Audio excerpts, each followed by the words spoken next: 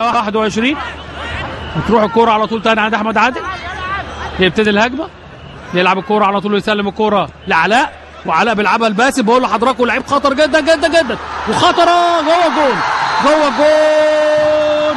باسم يجيب هدف التعادل لنادي، هنشوف مين اللي جاب الجول، دخل بيها لجوه. حلوه حلوه حلوه، ويجيب الهدف باسم علي، يجيب الهدف في الدقيقه، يا ولد يا ولد يا ولد، في الدقيقه 38 باسم علي.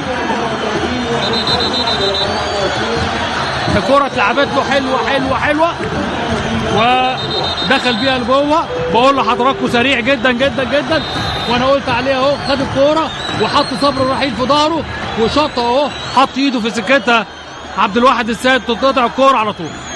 باسم علي يجيب هدف التعادل، وترد الكوره على طول تروح لنادي الزمالك، وفاول لنادي الزمالك. فاول لنادي الزمالك. اتلعبت الكوره من عند علاء حلو قوي لباسم، خد الكوره ودخل بيها لجوه سريع جدا، وانا قلت قبل الجول 3 4 مرات ان هو سريع جدا.